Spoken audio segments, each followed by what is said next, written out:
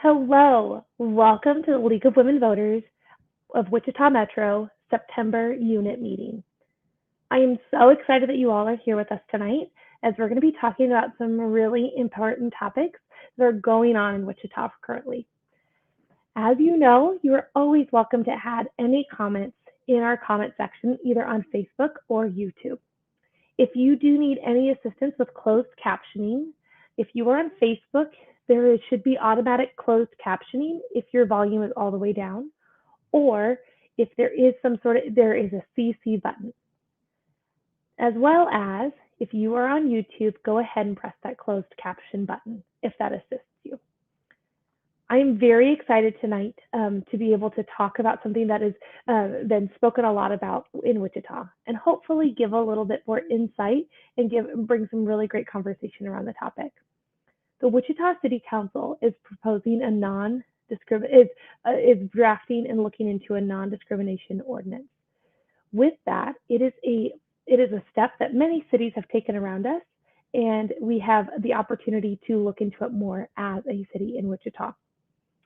Sometimes this topic can be confusing because we don't know a non-discrimination ordinance can have a lot of different things for a lot of different cities, but what does that mean for Wichita? We have a really awesome guest with us tonight that I'll introduce in just a second to talk a little bit more about that around the non-discrimination ordinance and what that would look like. At the next city council meeting, there will be an opportunity for people to discuss and have opportunity to talk and share their thoughts and opinions on the non-discrimination ordinance and have a public listening session at the next city council meeting. So to do that, we want to make sure that you all have had a second to get any questions answered. First, I'm going to share some of the just quick facts and information about the non-discrimination ordinance.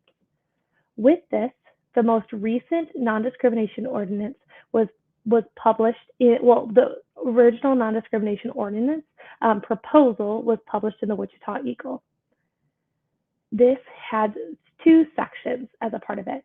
One, it has a policy prohibiting discrimination based on any age, color, disability, familial status, gender identity, genetic information, national origin or ancestry, race, religion, sex, sexual orientation, veteran status, or any other factor protected by law. So this would declare that it would have protection of the public safety, health, and general welfare for maintenance of business and good government, as well as for the promotion of city trade and commerce. This will assure equal opportunities for all persons within the city to full and equal public accommodations and the full equal use and enjoyment of services, facilities, privileges, and advantages of all governmental departments and agencies, and ensure equal opportunity for all persons within the city in housing without discrimination on account of members in the classes that I discussed earlier. The second section of this is a non-discrimination in contracting. So this is where the policy of the city would provide equal opportunity for all of the contracting activities that it does. And it also would ensure the work performed on behalf of the city is done cost effective in a high quality manner, and then we'll have provisions prohibiting discrimination in employment and in the performance of the contract. So there's a little bit of background of what's within the non-discrimination ordinance. This was not every word said point by point. I used the non-discrimination ordinance and then summarized it from there. If you would like to know more, go ahead and check out the non-discrimination ordinance on the website, the Wichita City Council website, which will be currently dropped into the comments. But we are so fortunate tonight that we have someone that has some more insight into the non-discrimination ordinance and how it was drafted and some things of that nature. One thing we do want to state is she is speaking on behalf of herself and has some really great insights, but does not speak on behalf of the city or any other persons that also serve on the same board as her. Tonight we have Tabitha, who serves the Diversity, Inclusion, and Civil Rights Board for the city. So she just has some insights for us and maybe could help answer some questions. Welcome, Tabitha. I'm so glad that you are here with us tonight. How are you? Sorry, had to get unmuted. I'm doing great. How about you, Kate? I'm doing great too.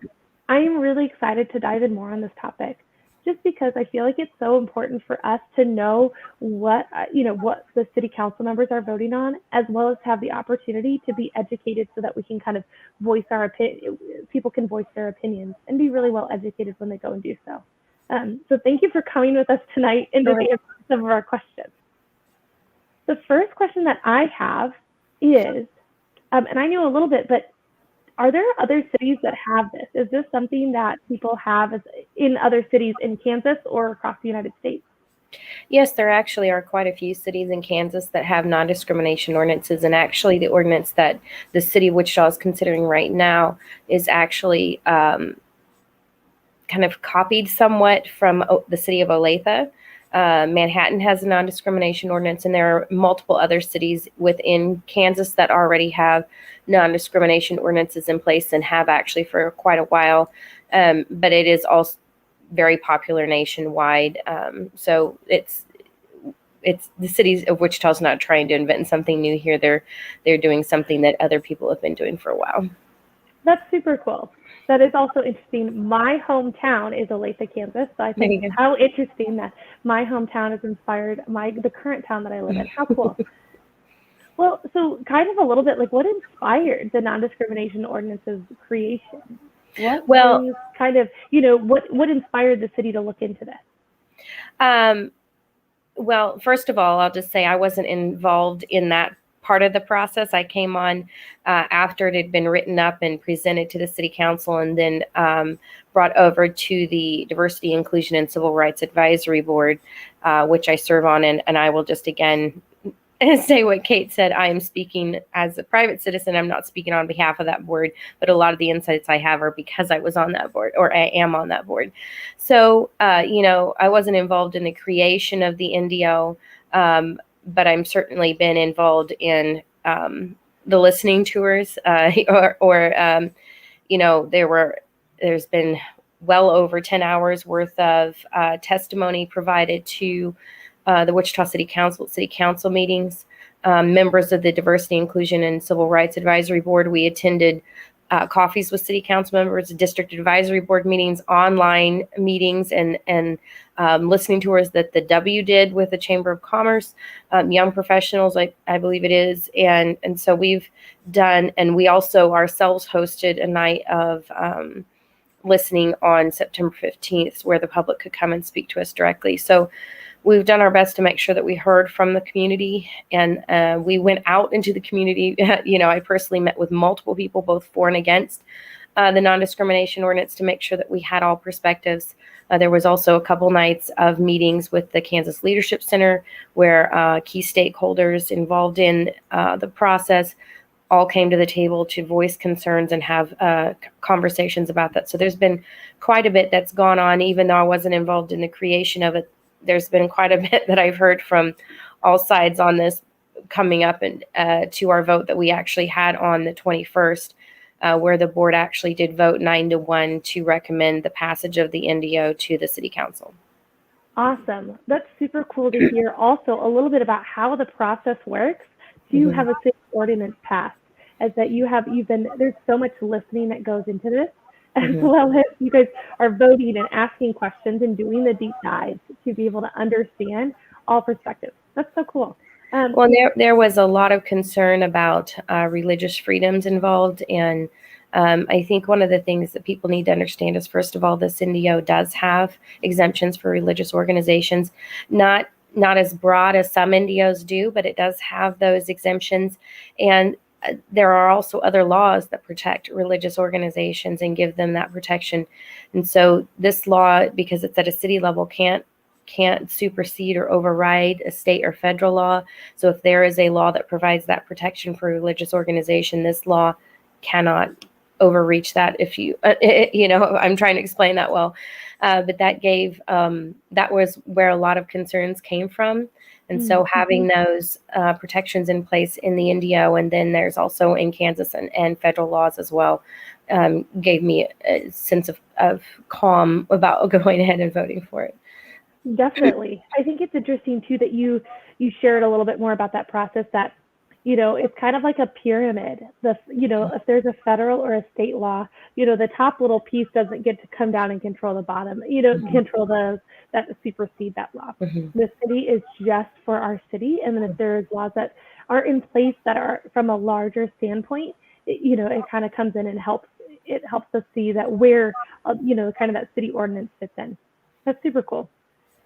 So I know that there's a lot of people that want to make sure Wichita is in a really great place and is an awesome place to live. It's an awesome place to work and is really bringing in a lot of new things for people.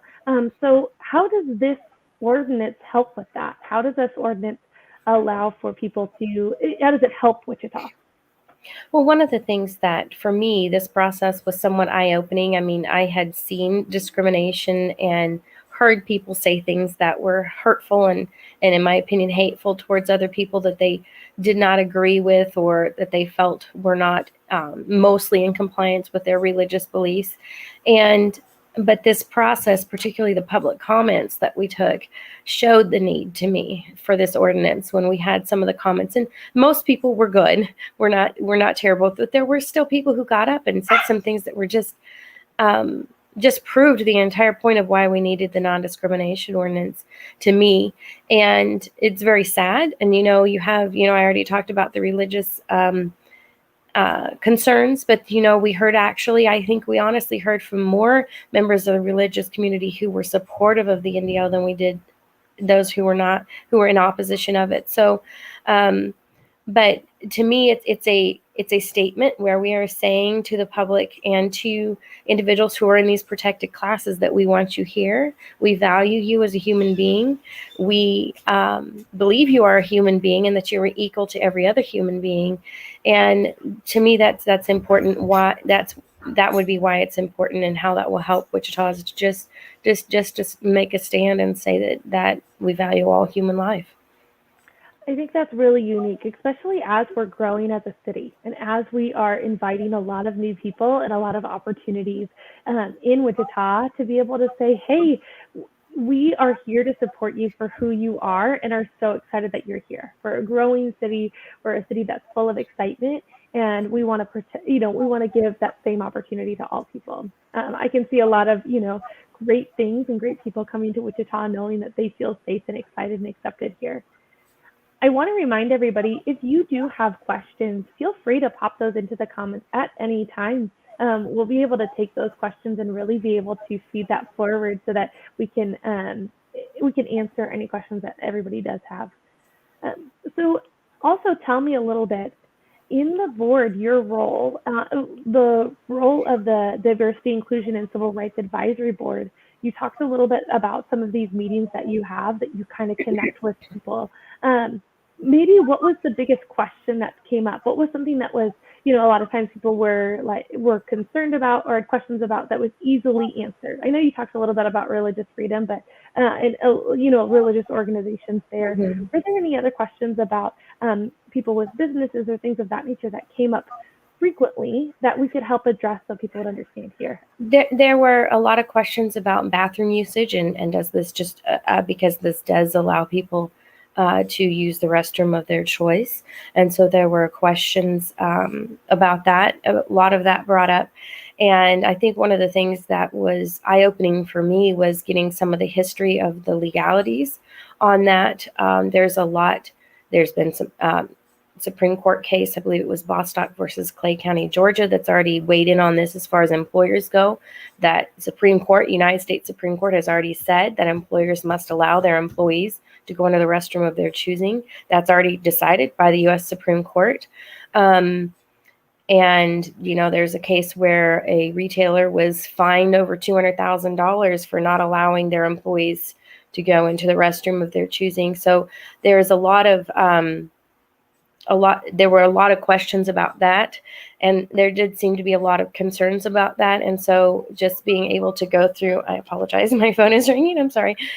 Just being able to go through and get the legals, that some of this is already decided and is not even up to us anymore anyway.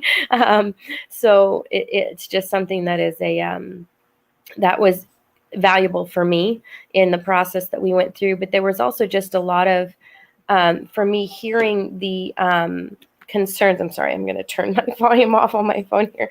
I apologize. Hearing from the communities that will be affected and will become protected classes through this ordinance that maybe were not as protected before. That was very moving to me, and just providing, we didn't hear a lot from businesses. We did have the biggest concern I think we had from businesses were more within the religious realm, more within the restroom. So I'm trying to think through if there was anything we really heard that I could answer that question with more thoroughly. I'm sorry.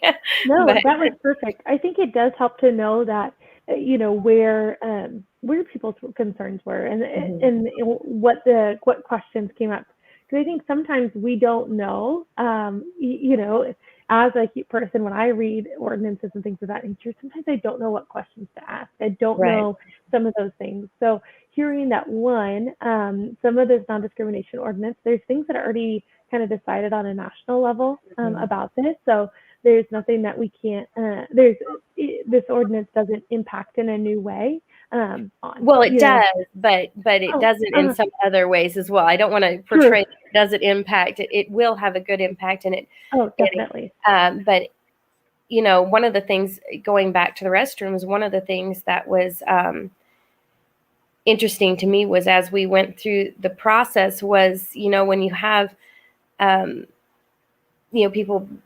A lot of the concerns that we heard, well, what if someone who is a pedophile decides that they're going to now use this as an excuse? And for the majority of people that I heard from were not accusing transgender individuals of being those pedophiles, at least the most of them. There were a couple, but most of them were not. But they were saying, what if someone who is a pedophile or who wants to do something like that uses this as an excuse to be able to dress how they want to and go into a restroom and then commit a sexual assault on someone in the restroom. And that I worked pretty hard working through that one myself personally, just not because I had that fear, but because I can understand. And you have that, you hear that as a parent when my children were little, that might, there were times where I would stand in front of the men's restroom and allow my boys in and then block any men from entering until they were back out. As a parent, you have those concerns and you do those things. But the reality is if someone's going to do something like that, they're already going to do it. There's no one standing guard at a bathroom. There's no one trying to keep them from entering the bathroom now. If I walked into a restroom and someone was in there and I didn't feel like they belonged, honestly, it's not even about belonging. If I felt my safety was at risk, I would literally just turn around and walk back out. I'm sorry, it's not worth it to me. Okay, there's things like that, but there are already laws that are illegal for someone to sexually assault someone. It doesn't matter where. And if the investigation showed that someone abused this other law to try and gain entry, they would be charged with an additional crime on top of it. So it's just a to me, it is that helped me understand that we do have protections in place. This is not going, the statistics that I saw and that I read and that I found did not show this being a significant issue in places where these NDOs had already been passed. So it was just, that was something that kept coming up. And I think it's a question to kind of understand what does this law say and what does it not say, or this ordinance, what does it say, what does it not say, what are the kind of nuances of these words come out to you. One thing that I have learned about policy and policy making is there's the words that are on the page and then some of the nuances. I know some people are concerned that they're like, do we know what is said in it and what is not, is everybody really clear on that? I know that there is the Kansas Leadership Academy is going to do some work on looking into the clarity of things and kind of understanding some things. Or tell me a little bit more about, as a board and as a city council, what people have done and what research have they done. You've talked a little bit about you, but is there anything that you can kind of speak to on research that people have decided to do to learn more and understand this ordinance better? Well, I honestly, I can only speak for myself. Exactly. But, we had people who would come up and speak to the board and say, you haven't even read this ordinance. And I'm like, it's right here in my hand. It's written up. It's got highlighting all over it. I've read it through many times. I know it's in this ordinance. This is not a surprise. And there were some people who did seem to find it confusing, Mhm. but I did not. So I struggled with that one because I did not find it confusing. To me, it was clear what it meant. So I can't speak for everyone. I just know that there were also other members of the board that I had spoken to who had done a lot of the same things that I did, doing research and speaking to people on both sides of the aisle. So I think that's awesome. And knowing that the nice thing about the ordinance is it really is, after reading through it, it's pretty short. It's not something that's like, I know some policies that we've seen and, people have read are hundreds of pages. And fortunately, this is not one of them. This is one that is really short and has the opportunity for people to look into and read more about and understand fully. It even goes into a whole section, and it's in what I dropped into the comments. That is the non-discrimination ordinance that is currently being reviewed and it is being processed and it looks into and things. It has a whole section of definitions, which I think is really helpful because then that can clear up some words. I know sometimes when we look into a policy there, and I did debate, and so in high school, and I remember one argument that a lot of people would have during debate was, what does this word mean, and does this word mean in this context, does it work? So I think it's really helpful that there is a whole section of definitions so that we can really lay out and have us all understand some of those things more in-depthly. I know another piece that I think that was interesting was a little bit about contracting. I know currently there's not anything in place that talks about the city and if they contract someone to so let's say we're going to build a road. I don't know, we're going to build a 1 millionth road. That's the road's name, is 1 million road. And with that, this has some policies in place that it's the non-discrimination ordinance that also impacts that. When they're kind of looking through that and looking at things, is there any more? I know it's all about kind of how the city looks into and hires different organizations to do work for us. Do you have anything else or any other insights around that portion that you could give us that could help anybody that has questions or concerns there?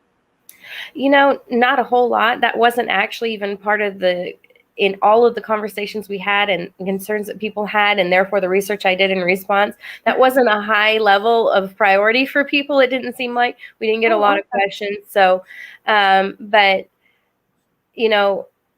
I think that's something we will likely be taking more of a deep dive into based on our first meeting of the Diversity, Inclusion, and Civil Rights Advisory Board. It sounded like that's kind of the direction the city wanted. They wanted more input from the advisory board on some of those practices. They'd given us statistics on how many minorities they had employed and what type of positions and salary ranges, that sort of thing. So I think we're going to be doing a much deeper dive into that later, is my guess. I don't know that for sure. But our first meeting, and I see a question here. If it's okay, I'll just jump in and answer one of the questions that I see here. And the question is, an elected said the diversity board didn't want to review the NDO. Is that true? I would say I'm not so sure it wasn't we didn't want to review the NDO, as it was dropped on us very, very quickly. And it was dropped on us in our second meeting. We still don't even have a chair and vice chair selected because we were so busy with the NDO that hasn't even been accomplished yet. So we were very much in our infancy. Some of us had never even met each other in person because some of us were attending via Zoom. I don't think I know we have not had a meeting where everyone has attended in person. And so we haven't even had that opportunity to all be together yet. And so we were still I knew a couple of people just through walks of life that I had met them before that ended up on the board together. But most of the people I had never even met before. So there's a lot of, if we'd been aboard for a while and then dealt with this, that might have made it a little easier for us because we would have had our feet under us, had someone who was a chair. So it wasn't just, trying to figure out how to do the meetings. But I'm not sure. I don't think it's fair to say that the advisory board didn't want to review this. It was just a very quick turnaround time for us. And it was again, our first meeting and then that second meeting, boom, we were on the NDO, and you're like, ooh, okay. So We're here. You're like, yeah, this is our next step. we've been thrown right out of the skillet, right into that fire, So yeah. That's awesome. And I mean, you guys took it with stride, and you have done a lot of research and a lot of, working hard to understand this, and done a lot of work. I can tell you just said how many meetings you've done to be able to understand all perspectives, and really be able to, do research. I mean, and the research doesn't take just like a quick search. It's a lot of understanding of the resources and things there. That's awesome.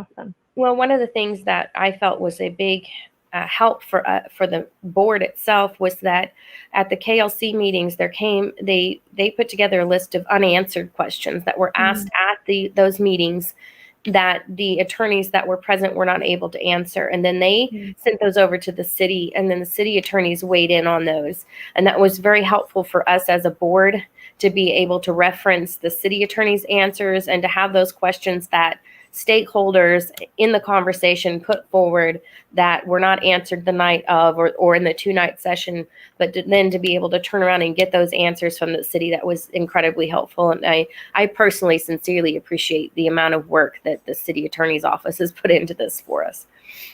That's awesome. I think it gives another perspective too about how ordinances are created in our city, that there is so many people that are involved, and and proposals and things of that nature, that you have attorneys that are looking into this, the city council, board members, community. I mean, how we all have to work together to be able to create our local government, and create what our city feels like and looks like.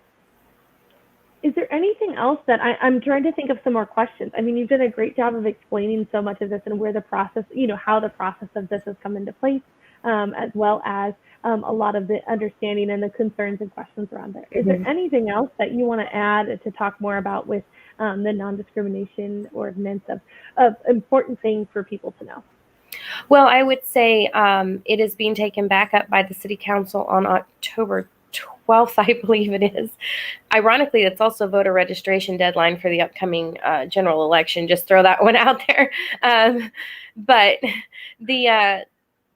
there will be a meeting. The city council will have a meeting on October 5th. As far as I understand, that's not on the agenda to be discussed, but that doesn't mean that the public can't come and say what they want to say. The Diversity, Inclusion, and Civil Rights Advisory Board has put together a draft report, and that is being fine-tuned right now, that will go to the city council for their review with our recommendations on it. We did actually put a couple of extra things that we thought they might want to consider, and that is that the time frame to file a complaint is currently in the ordinance 60 days, and we thought they might want to extend that out to 180 days to be more consistent with other agencies that you can file a similar complaint with, so that it would not be as, if you go through something like a discrimination that's very traumatic, and it may take you a while to get up the nerve to file that complaint. And so our recommendation was to give people more time to do that. The other thing that we also wanted to know, we also put in there was that there may be there's a component of this NDO that is very much more accessible to people than current laws are, and that is that they can use mediation to deal with some of these issues instead of having to go to court.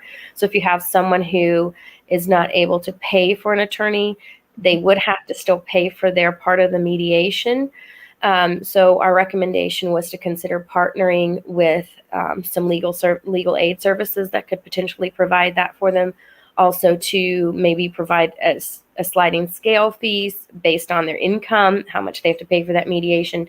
So there were some things we did recommend that they look at, maybe potentially adding to the ordinance as well. So that's something for people to be aware. Okay, I see another question here. Yeah, I'm going to pop this up. It says, what is the best way to make sure that all of us citizens still have, can come and say what any concerns, any support, any, dissent when it comes to the NDO? When and where is the best opportunity to do that? Well, first of all, you can still, even though Diversity, Inclusion, and Civil Rights Advisory Board has already voted and is working on submitting our report and recommendation to the City Council, you can still actually send us an email, and we are making sure that all gets up the food chain, so to speak. But the other thing is that the October 5th City Council meeting, you can still speak in the public comments time. And then certainly on October 12th, when this is before the City Council, I'm sure that there will be time for people to speak on this as well. I will say, I said this earlier, but I'll say it again. There have been well over 10 hours worth of comments made at City Council meetings. We had a couple of hours of comments made at our meeting. There was listening tour by the W. This has been discussed at District Advisory Board meetings. I did have one person ask me if I thought we should slow this down so that more people could have input. And, I thought about that, but my concern is I don't believe anybody's going to come up with a perspective that we haven't heard already. And I'm not trying to say we've heard from everyone, but a lot of the opposition, we're hearing the same things over and over and over again, maybe worded a little differently, but it's pretty much the same concerns. So I'm not sure that we will hear something that's new. And there is a point where you just have to make a decision and move on. And, there are actions that the opposition can take. If this passes and they're not happy with it, they can do a petition, they can sue. There are things that they can do. So there comes a point in time where we need to make a decision, move on, and then let the process work its course. Definitely. Another question popped up is, let's say you can't make a City Council meeting. Life gets busy. I know you talked about doing an email. Is there or a written response? Is that only to the Diversity, Inclusion, and Civil Rights at Advisory Board, or is there other ways? What other ways can they submit comments? I believe the City Council, when they have their meetings, that there's a way to submit written comments. I'm sure there is. I just don't remember it off the top of my head because I went in person to do it, not writing it out. And so I'm sure there's a way to do that. I just don't know it off the top of my head, but you certainly can submit it to the Diversity Inclusion. But yes, I'm quite confident. If nothing else, you can submit your comments and writings in direct email to each City Council member, and the mayor, however you want to do that. You can certainly do that. And their email addresses are listed on the city's website. And my guess is there's also probably a listing for where to submit written comments as well. I'm going to drop into the comments that City Council website so that you have easy access to look at who your City Councilman or woman is, so that you can go directly, as well as the opportunities that their email address and other written comment. You'll have the ability to look into that more there. So that was just dropped into the comments and will lead you to that City Council page, as well as if, let's say, you want to look into something more completely, then at that point in time, you have some opportunities to figure out where that website is and things of that nature. There was a couple questions. Is there a lot of just when people come to comments, do we see more? And if you don't feel comfortable answering this question, this is totally fine. Do you feel it more on an individualized level, or do you feel like there's large groups coming in when we would, in support or against? Are people coming in individually, large groups, or how can we, is there ways for us to have our voices heard well as an individual or a group there too? I think it was a mixture of both on both ends. We did have a lot of individuals speak, but then we did actually have coordinated efforts on both pro and con, for and against it. So I think it's a pretty good mixture of both. But we did definitely hear from specific individuals on both sides. Awesome. And I will say that there is any sort of public, there is an opportunity to have an item added to the public agenda. If that is a way that you do want to make a comment on that City Council website, that is an opportunity for you if you'd like to have that, if you'd like to submit something there, as well as you're able to watch virtually or post tense, you're able to listen to those meetings also. So let's say you just want to have better understanding and then email or make a comment later on. Those are both available there. I feel like we've answered so many good questions and we've had a lot of great, just a lot of great feedback. I want to give participants just one more opportunity to drop any questions that they have to be able to, that we could answer. But Tabitha, I first want to thank you for being here and coming and sharing your insights and your knowledge. Sometimes it can feel like when we go into local politics, sometimes things can feel confusing. And so I'm so thankful that you have been here, that you've been able to help us understand and understand the process as well as kind of some of these public ordinances. So thank you for your time and your dedication to this. Sure. I also wanted to say, if you have any questions or concerns, or you'd like to know more, one, always go to that city council page. That's going to be your best way to connect with your city councilor. Two, also look into earlier on, one of the first comments posted both to our Facebook and to our YouTube will be that the non-discrimination ordinance. You will be able to read it in full. So you have full access and be able to read that very quickly. It also was published in the Wichita Eagle, so if you wanted to look at what was, if you wanted to see it from that format as well and see where all of those are at. So I'm going to now just share a little bit about what's coming up next in the life of League of Women Voters. I wanted to let you know about our next League of Women Voters unit meeting. It's going to be held on October 25th, and we're going to be talking about mental health in our community. It's going to be a really awesome opportunity to learn about, one, what resources are available in our community. Two, what other options, what things that we can do in our community to be able to support those that have concerns with mental health. So I think it's going to be a really great opportunity. So make sure you tune in October 25th at 6:30 p.m. I also want to give you an opportunity to come and learn more about some of the city council members that are up for election at a public forum that is going to be held on October 12th. We'll be sharing more information, but it is through the Kansas Health Alliance, and we will be supporting that with timekeeping. So you'll have an opportunity to have just kind of an opportunity just to learn about those people that are up for election so that you can have a really great opportunity to understand who you're voting for. Again, I want to make sure that if you have any questions about voter registration, or what things look like of that nature, you're always welcome to check out our website. There's ksvotes.org as well as Vote 411. Both of those are opportunities. ksvotes.org is going to be for Kansas citizens, and vote411.org is going to be for nationwide. Thank you so much for tuning in with us tonight, and we look forward to all the opportunities that we can help you and our community, our state, in our nation be able to truly empower ourselves for understanding what we're voting for and who we're voting for, as well as getting out to vote. Thank you all so much. Have a great rest of your evening.